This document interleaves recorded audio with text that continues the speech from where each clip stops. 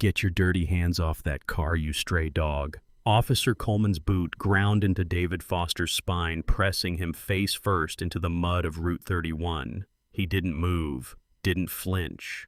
His calloused hands stayed flat in the sludge, open steady, like a man who already knew something Coleman didn't.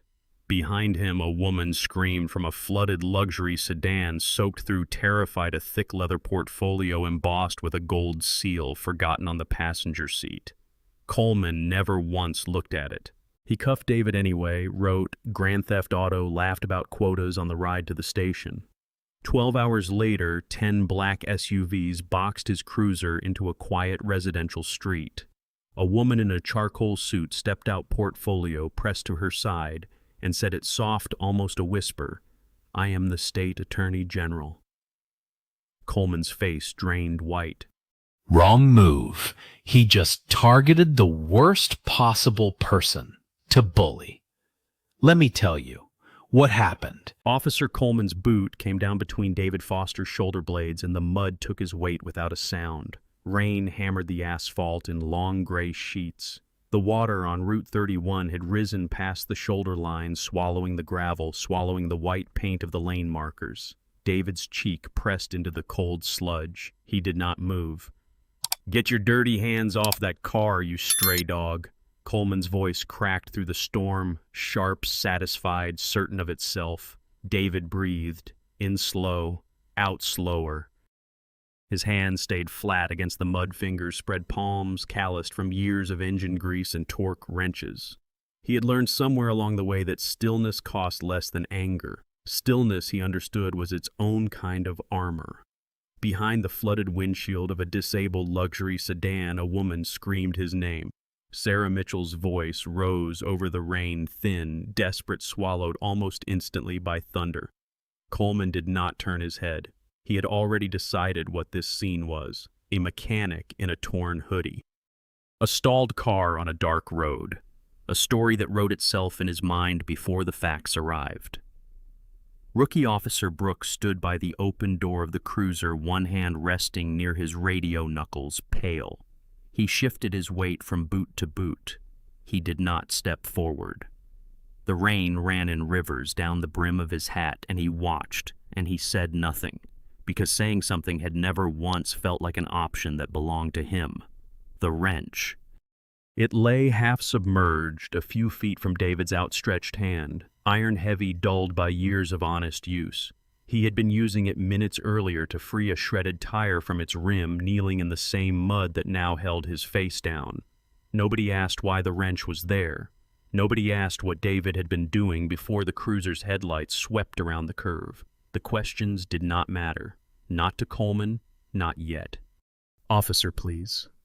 Sarah pushed the car door open against the wind, one foot finding the flooded asphalt. "He's helping me. He's the only one who stopped." Her voice cracked on the last word.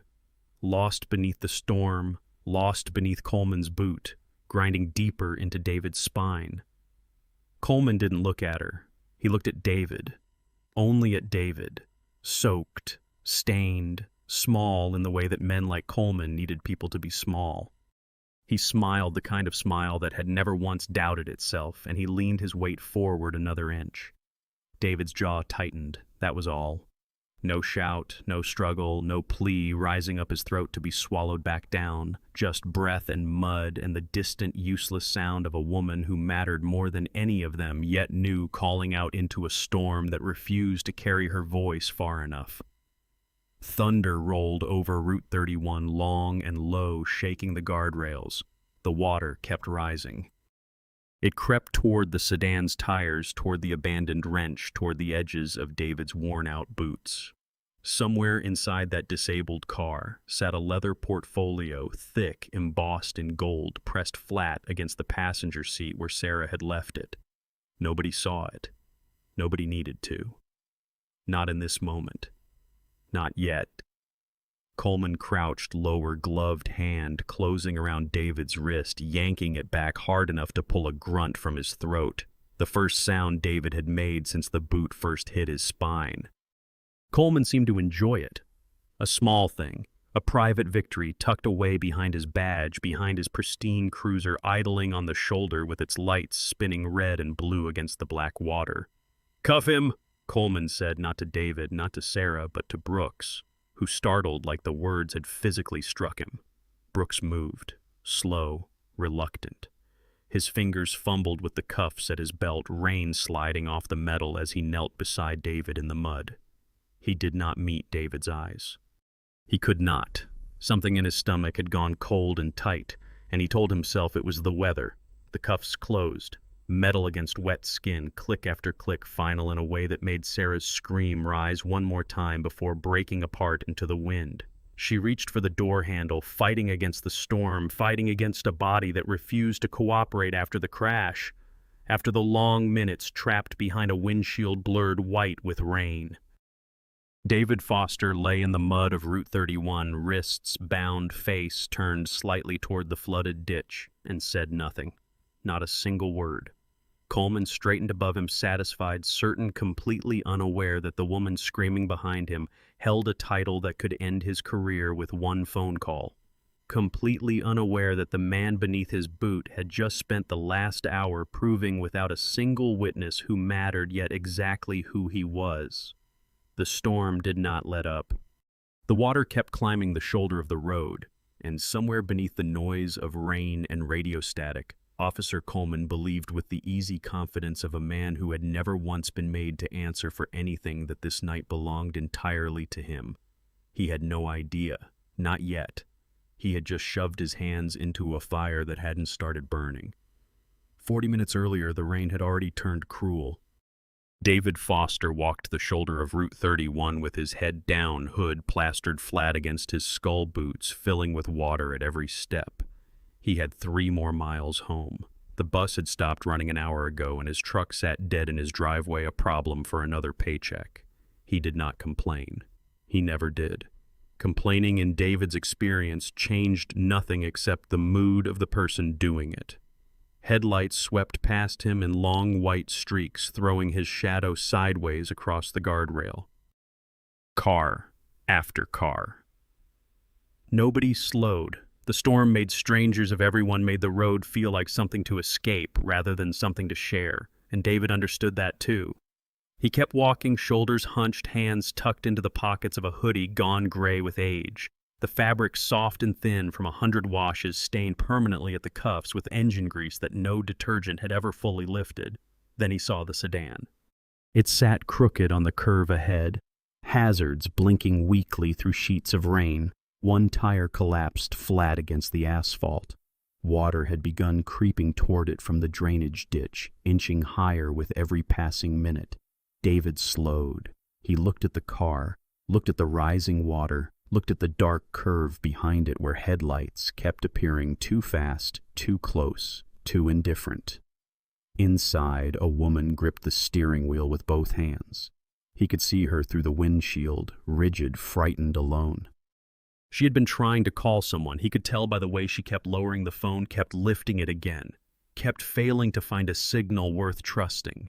He didn't think about it. He simply walked toward the car. David tapped 2 knuckles against the driver's window, gentle, unthreatening, the kind of knock a man gives when he wants to be heard without being feared. The woman flinched, then turned, and for a moment they only looked at each other through the rain-streaked glass. He offered a small nod, not a smile, not yet just a nod, the universal language of someone saying without words, "I see you, and I'm not here to hurt you." She lowered the window an inch, just an inch. "My tire," she said, voice shaking, "it just blew. I can't, there's water everywhere and I can't get the jack to—" "I've got it," David said. 3 words. He had never needed more than 3 words to mean what he said. He dropped to his knees in the flooded gravel without hesitation, without complaint, the cold soaking instantly through denim already heavy with rain. Somewhere behind him, another car blew past at speed, throwing a wave of dirty water across his back. He didn't flinch. He had learned long ago that flinching wasted energy better spent on the work in front of him. The jack she'd attempted sat crooked, useless, sunk halfway into mud that refused to hold weight. David shifted, It found the only solid patch of ground within reach and reset it with the kind of practiced efficiency that came from years spent under hoods and behind tire shops, years of learning machines the way other men learn people. He pulled the heavy iron lug wrench from his back pocket, the metal slick with rain, the handle worn smooth by 1,000 prior uses. The first lug nut wouldn't budge. He braced his boot against the curb, both hands wrapped around the wrench, and pulled until his shoulders burned. It gave suddenly the way stubborn things often do, and his knuckles scraped hard against the rim. He didn't curse. He didn't pause. He kept working. Sarah Mitchell watched him through the window, this stranger, kneeling in a flooding ditch on a forgotten stretch of highway, working without complaint to fix a problem that wasn't his. She had spent the evening surrounded by men who measured their worth in title and signature, men who never once knelt for anyone. This man hadn't asked her name, hadn't asked what she did, where she was going, who she worked for. He had simply seen a person in trouble and decided without negotiation that he would help. The water kept rising. It reached the hem of David's jeans, then higher, soaking through to skin already numb from cold. He worked faster, not frantic, just efficient, removing each lug nut in turn, setting them carefully on the dry section of the wheel well so none would be lost to the current building along the curb. Twice more cars roared past without slowing, headlights briefly illuminating the scene before vanishing into the storm again. Twice more nobody stopped. David didn't look up to watch them go. He had stopped expecting strangers to stop a long time ago, and the absence of help no longer surprised him the way it once might have. He pulled the spare from her trunk, smaller, temporary, but enough to get her somewhere safe. He hauled it into place, the muscles in his forearms straining against the weight and the slick rubber rain running in a steady stream off the bridge of his nose. He tightened each bolt in sequence, checking, rechecking the way a man checks something when failure means a stranger stranded alone in a flood. When the last bolt was set, he stood, knees cracking, jeans soaked through to the bone, and stepped back from the car. "Try it now," he said. Sarah turned the key. The car settled steady solid against the road for the first time in nearly an hour. She let out a breath that seemed to carry the whole evening with it, shoulders dropping, hands finally loosening their grip on the wheel. She rolled the window down further. "Thank you," she said, and the words seemed too small for what she meant. "Thank you. I don't even know what I would have done." David wiped his hands against his soaked jeans, an old habit, useless against rain, but automatic all the same. "You'd have figured it out," he said. "People usually do." She studied him for a moment, the way people sometimes study someone they suspect they will remember for a long time. Behind her on the passenger seat, a thick leather portfolio sat embossed with a gold seal catching what little light the storm allowed. David didn't look at it.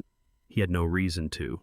It meant nothing to him, not yet, just paper and leather belonging to a stranger he had helped because helping was simply what he did. "I should let you go," Sarah said. "You're soaked through." "So are you," David said, and for the first time that night something like a smile passed between them, brief, tired, real. He stepped back from the car, lifting one hand in a small wave, already turning toward the long walk still ahead of him. Behind them both, far down the curve of Route 31, a pair of headlights swung into view, slow, deliberate, cutting through the rain with the unmistakable shape of a patrol cruiser. David didn't see it yet. Sarah didn't either. He had just spent the last 20 minutes proving exactly who he was kneeling in mud for a stranger who owed him nothing. He had no way of knowing that the man stepping out of that cruiser was about to punish him for it. The cruiser's headlights swept across the curve and froze David Foster mid-step. He stood at the edge of the road, lug wrench still loose in one hand, rain sliding down his collar. Sarah Mitchell's window remained down.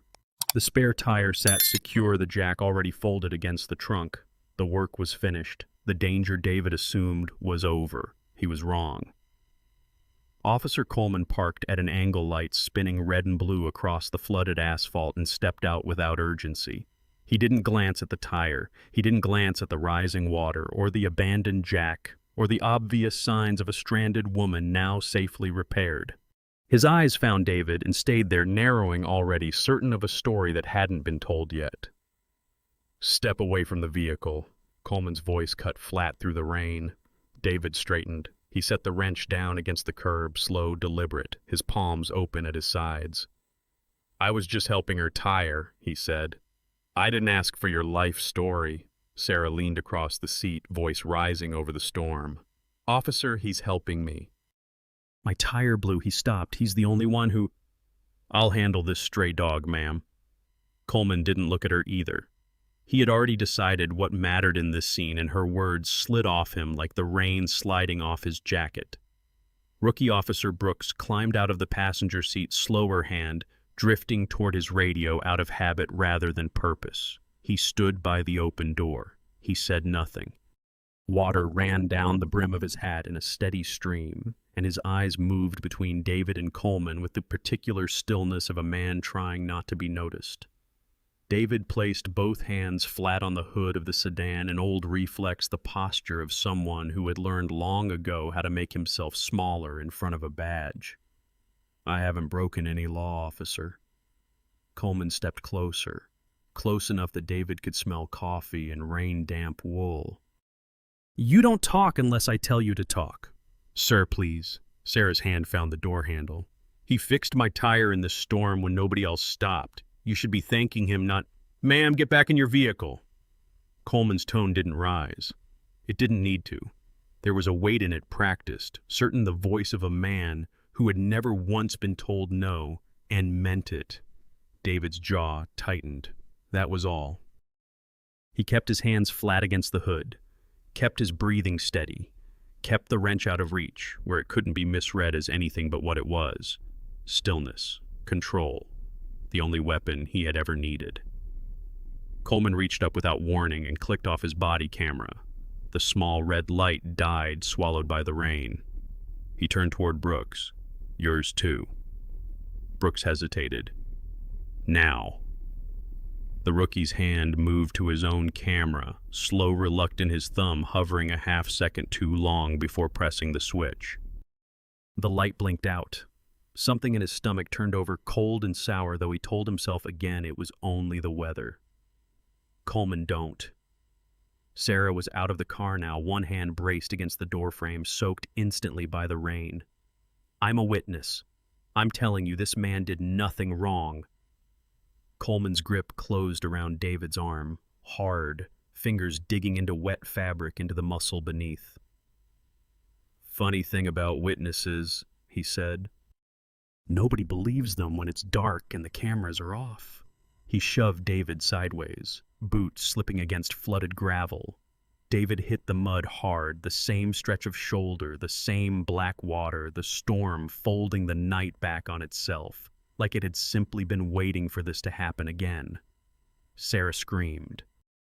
The portfolio slid from the passenger seat as she lunged toward the open door, gold seal flashing once beneath the cruiser's lights before Coleman's boot caught it and sent it skidding off the asphalt into the ditch. He didn't see it land. He didn't care. It was paper. Leather. Nothing to a man who had never once needed to read what someone else's authority looked like. "Pick it up," Sarah said, voice cracking. "That's evidence." That's litter, ma'am."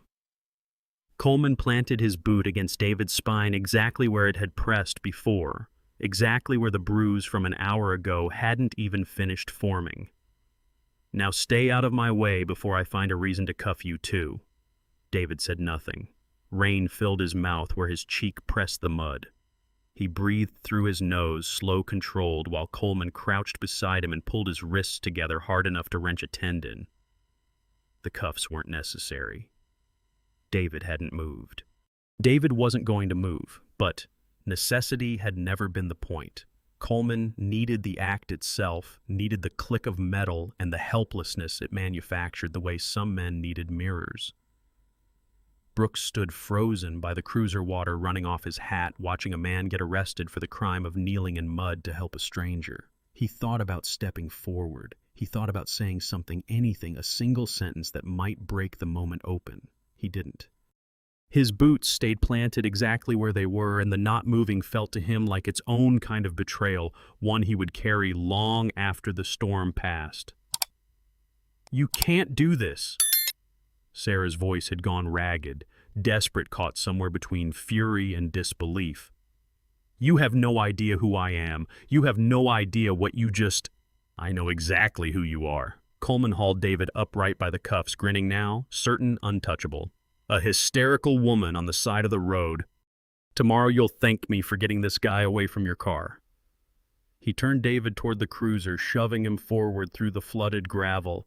David's boots dragged, his shoulders bowed slightly under the strain of his bound arms, but his spine stayed straight, his chin level, his silence unbroken. Not a single plea left his mouth, not one word of protest. He understood somewhere beneath the cold and the pain that giving Coleman a reaction was the only thing Coleman actually wanted, and he refused with everything he had left to hand it over.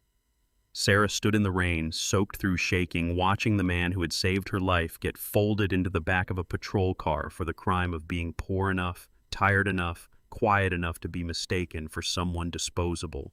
Coleman slammed the cruiser door. The sound cracked through the storm, like something final.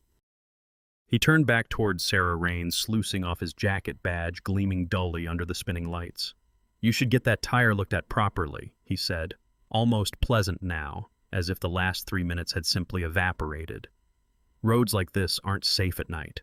He didn't wait for a response. He climbed into the driver's seat, Brooks sliding silently into the passenger side beside him, and pulled the cruiser back onto the flooded asphalt, leaving Sarah alone beside her repaired sedan, the gold-sealed portfolio half sunk in the ditch behind her, forgotten by the only man who should have feared what it contained. Inside the cruiser, David sat in the back, wrists bound, cheek throbbing where it had scraped against the mud.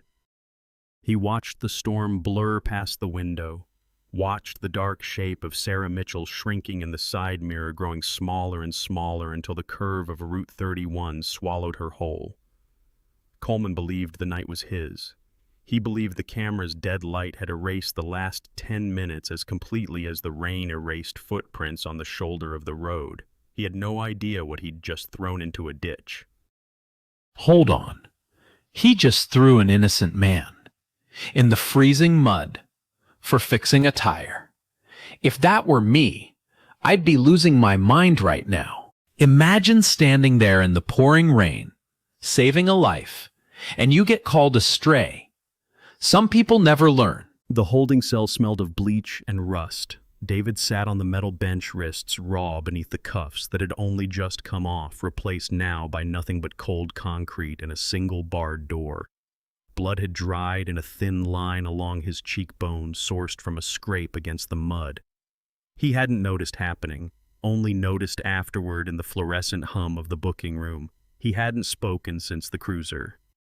In the front seat, Coleman had filled out forms with the easy rhythm of a man who had done this before more than once, more than he could probably count. He spoke as he wrote, voice loose, almost cheerful. "Grand theft auto," Coleman said, tapping his pen against the clipboard. "Attempted anyway. Add resisting since he didn't exactly come quiet." David had come exactly as quiet as a person could come. He said nothing. "Another one for the quota," Coleman added, laughing under his breath, the sound easy practice, the laugh of a man who had never once imagined consequence as something that applied to him. Brooks sat in the passenger seat staring at his boots. Water still dripped from the cuffs of his uniform, pooling faintly on the floor mat. He had watched the whole thing. The mud, the portfolio in the ditch, the dead camera light. He hadn't said a word in the cruiser, and the silence sat in his chest now like something swallowed wrong, something that wouldn't go down and wouldn't come back up either. At the station, they processed David without ceremony. Fingerprints, photographs, a property bag for his wallet, his keys, the small folding knife he carried for stripping wire. Nobody asked him for his version of events. Nobody seemed interested in hearing it.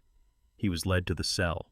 The door closed with a heavy clang, metal against metal final, in the particular way that doors became final at 2 a.m. in a storm, in a town where men like David rarely got the benefit of a second look. He sat. He breathed. Across the hall, through a narrow window in the door, he could see Brooks standing near the booking desk, not quite leaving, not quite staying, caught in some private argument with himself that didn't seem close to resolving. David didn't call out to him. He didn't ask for a phone call, didn't ask for a lawyer, didn't ask for anything at all. He sat with his back straight against the cold wall and let the silence fill the space the way it always had, the way it had filled every room where someone with more power than sense decided David's worth before David ever opened his mouth. He thought of the wrench, lying in the mud beside the road. He thought of Sarah's face in the rearview mirror growing smaller.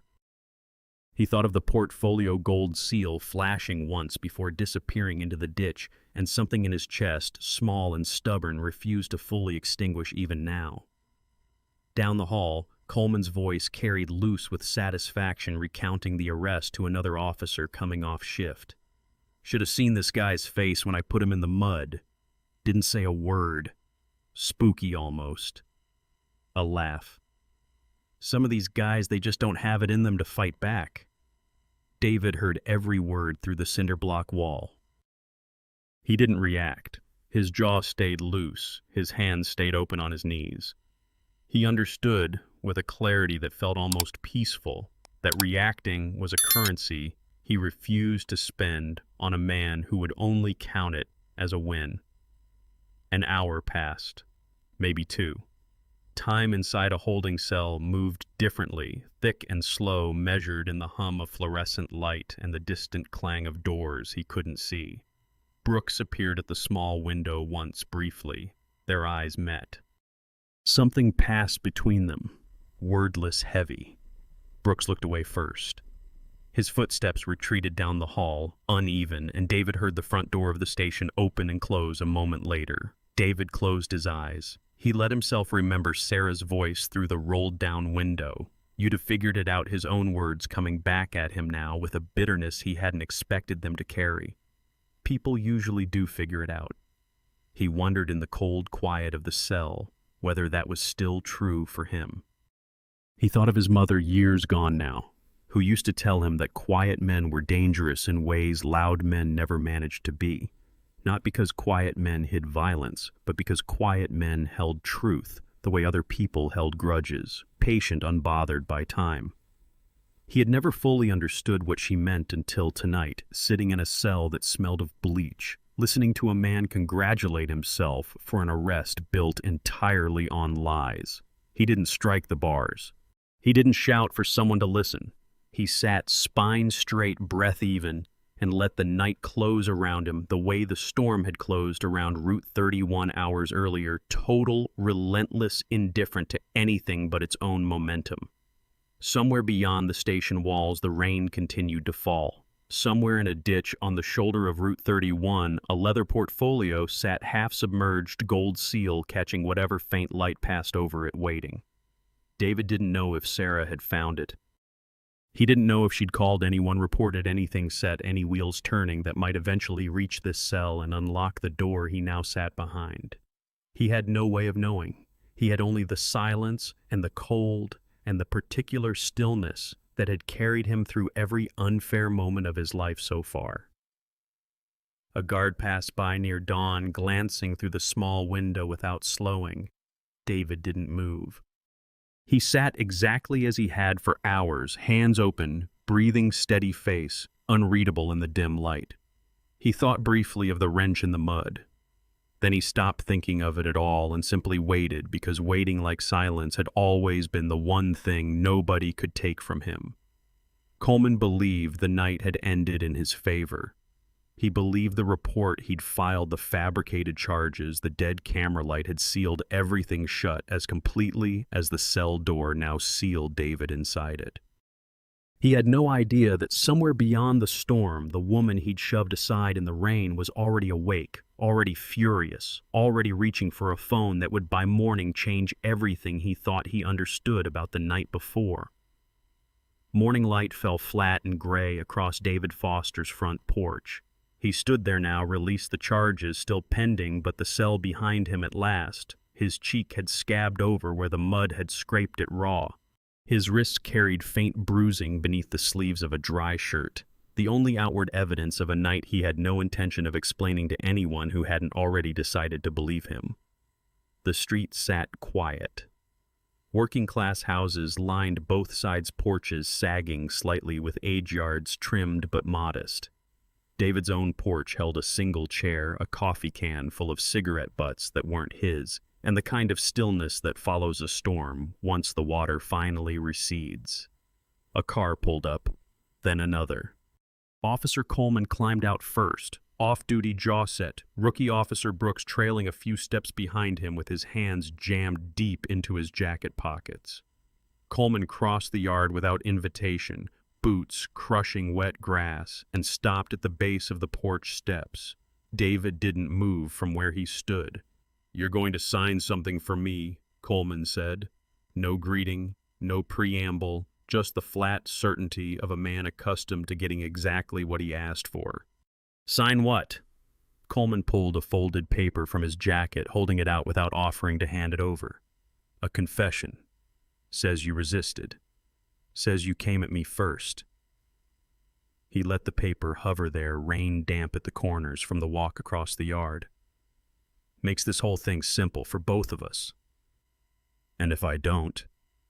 Coleman's mouth curved, not quite a smile. "Then maybe you disappear for a while. Maybe nobody notices, not for a long time. Guys like you, nobody comes looking." Brooks shifted his weight on the sidewalk, eyes fixed somewhere past David's shoulder, unable to land anywhere solid. David held Coleman's stare without blinking, without stepping back, without offering the paper so much as a glance. "You're standing on my property, officer." His voice stayed level, almost gentle. "And your time is up." Coleman laughed short, dismissive. "My time." "Listen," David said. In the distance, beneath the residual hum of morning traffic, a low rumble began to build. Engines, many of them. Heavy, deliberate moving in formation rather than scattered city noise. Coleman's jaw tightened, the first flicker of uncertainty crossing his face. The sound grew, closer, closer still. Then the convoy turned onto the street, 10 black SUVs in tight formation tires hissing against wet asphalt, and rolled to a stop in a wide arc that boxed Coleman's parked cruiser against the curb, leaving no path forward, no path back. Doors opened in unison. State troopers stepped out first, uniforms, crisp expressions unreadable fanning into a loose perimeter around the yard. Then, from the lead vehicle, Sarah Mitchell emerged, dressed now in a charcoal suit instead of rain-soaked clothes, the gold-sealed portfolio held firmly against her side, recovered from the ditch where Coleman had kicked it the night before. Coleman's face drained of color in real time. The folded confession slipped from his fingers, forgotten landing soundlessly against the wet porch step. "Sarah." The word left him before he could stop it, raw, unguarded, nothing like the voice he'd used in the rain. "Officer Coleman." Sarah crossed the yard with unhurried steps, troopers falling into formation behind her like the natural extension of something already in motion. "You don't get to use my first name." "I didn't know." Coleman said, the certainty gone, now replaced by something thinner, something scrambling. "I didn't know who you were. I swear I would never have." "You would never have what?" Sarah stopped at the base of the steps, close enough now that Coleman had to look up slightly to meet her eyes. "Shoved an innocent man into the mud, turned off your camera so there'd be no record of it, thrown my portfolio into a ditch like it was garbage." Coleman's mouth opened. Nothing came out. Brooks stood frozen on the sidewalk, watching the arrogance that had carried Coleman through the storm the night before collapse in real time, piece by piece, in the gray morning light. "I am the state attorney general," Sarah said, each word landing with surgical precision. No raised voice, no theatrical flourish, simply fact delivered the way a verdict gets delivered. "And I watched you assault the man who saved my life." The street had gone utterly silent, except for the low idle of 10 engines and the distant drip of water from David's porch roof. David said nothing. He stood exactly where he had stood since Coleman first climbed his porch steps, spine straight, breathing, even letting the silence around him do the work that words never could. Sarah turned. Her eyes found Brooks. "Officer Brooks." Her voice softened only slightly, the kind of softness that still carried weight. "You know what he did. You stood there in the rain and watched it happen. You know what's in that arrest report, and you know it isn't true." Brooks's throat worked. For a long moment, nothing in him moved at all. Then his hand reached for his belt. The cuffs came free with a small, deliberate click, the sound oddly loud against the quiet morning. He stepped past Coleman, past the man who had been his superior for 2 years, the man who had ordered his camera off the night before, and closed the cuffs around Coleman's wrists with hands that for the first time since the storm began did not shake.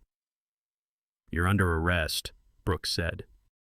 His voice cracked once, then steadied. "For unlawful arrest, falsifying a report, and assault." Coleman twisted against the cuffs, disbelief flooding his face faster than he could control it.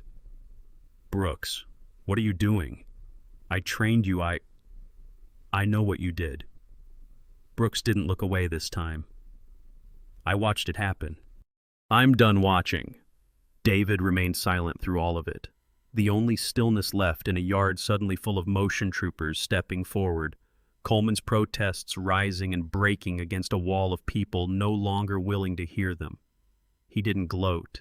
He didn't speak. He simply stood vindicated while the man who had pressed a boot into his spine twice in 12 hours discovered exactly what it felt like to lose every ounce of power he had assumed was permanent. Sarah climbed the porch steps and stopped beside David, the portfolio still pressed against her side, mud-stained at one corner from its night in the ditch. "You okay?" she asked, quiet, now the authority in her voice softening into something closer to the woman who had thanked him through a rolled-down car window the night before. "I'm okay," David said. Behind them, Coleman's protests continued growing thinner with every passing second, swallowed eventually by the low hum of the SUVs and the quiet final click of a cruiser door closing around the man who had once believed himself untouchable. The yard had gone still except for the soft, steady drip of rainwater off the porch eaves. Sarah Mitchell stood beside David Foster, the morning light catching the gold seal of the portfolio pressed against her side. Below them, Officer Coleman knelt on the wet grass where Brooks had guided him down, cuffed, breathing hard, his face cycling between disbelief and something close to panic. "This is insane," Coleman said, voice climbing. "You can't do this. I have 12 years on the force. I have a record, a clean record. You have a fabricated arrest report," Sarah said, "a disabled body camera and an assault witnessed by a state trooper escort." She let the words settle before continuing. "Your record stopped being clean the moment you put your boot on his spine." Coleman's eyes darted toward David, searching perhaps for some flicker of triumph he could resent, some smugness to push back against. He found none. David stood exactly as he had all morning, quiet still, his expression unreadable, offering Coleman nothing to fight. "Say something," Coleman snapped at him, desperation cracking through. "Aren't you going to gloat?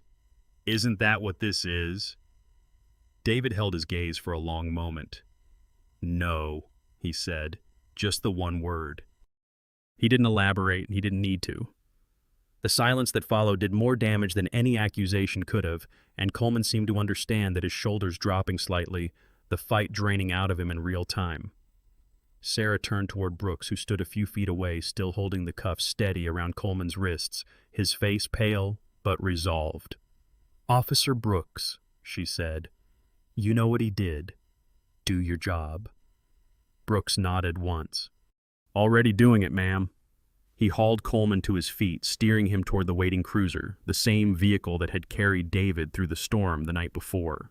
Coleman stumbled once on the wet grass, catching himself awkwardly, the cuffs preventing any real recovery of dignity. Two troopers stepped forward to flank him, and together they walked him the rest of the way, his protests dissolving into mutters none of them bothered to answer. The badge came off first. One of the troopers unclipped it from Coleman's jacket with practiced efficiency, the metal catching dull morning light before disappearing into an evidence bag. Coleman flinched at the sight of it more than he had flinched at anything else that morning, as though the badge leaving his chest hurt more than the cuffs ever could. He was shoved not roughly but firmly into the back of his own cruiser. The door closed. Through the rain-streaked window, his face looked smaller than it had any right to, stripped of the certainty that had carried him through every cruel hour of the night before. David watched without expression. Somewhere in his chest, something loosened, quiet, an unannounced attention he hadn't fully realized he'd been carrying since the moment Coleman's boot first found his spine. Sarah turned to him once the cruiser pulled away, troopers falling back into formation around the convoy. "There's going to be a process," she said. "Charges. A formal statement from you, from Brooks, eventually from me. It won't all happen today." "I understand. But it's happening." She held his gaze steady. "All of it. Starting now." David nodded. He looked past her toward the street where the SUVs sat idling toward the quiet houses lining the block. Neighbors beginning to gather on porches now that the noise had drawn their attention. Nobody had stepped forward the night before. Nobody had needed to. The truth had arrived anyway, slower than it should have, but whole. In the weeks that followed, the story moved through official channels the way these things eventually did. Coleman's badge was never returned to him. The charges against David were dropped without hesitation. The fabricated report dismantled piece by piece under the weight of Sarah's testimony and the corroborating account Brooks gave without flinching, despite what it cost him professionally to stand against a superior officer in open record. Sarah made good on more than the legal proceedings. A fully funded auto repair center opened on the east side of town that spring, David's name on the deed, his hands finally working on machines that belonged to him, rather than borrowed time between jobs that paid too little for too much. He hired 2 mechanics within the first month, men who understood the way he did what it meant to be underestimated by people who never bothered to look twice. He didn't talk about that night much, not even when customers occasionally recognized his name from the headlines. He would not accept whatever was said and return to the engine in front of him, because the work had always mattered more to him than the attention. Quiet had carried him through the worst of it. Quiet, it turned out, suited the rest of his life just as well. Sarah visited the shop once months later, unannounced, her schedule lighter than it had been in years. She found David beneath a pickup truck, grease on his forearms, radio playing low in the background. "Figured you'd have hung something up," she said, gesturing vaguely at the bare walls. A plaque, a photo, something. David slid out from under the truck, wiping his hands on a rag. "Didn't need to," he said. "I remember it fine without the wall." She smiled at that and didn't push further. Somewhere across town, in a courtroom that would see Coleman stripped of more than just his badge, the gold-sealed portfolio sat as exhibit evidence, the same leather cover that had once been kicked into a ditch, now resting on a table where its presence meant exactly what it always should have. Sometimes the quietest man in the room was the one holding all the power. Coleman had simply been too certain of his own noise to notice. Fiction. But that feeling? David's silent integrity changed everything. What would you do? If you were David in that mud, comment below. Like, share, subscribe,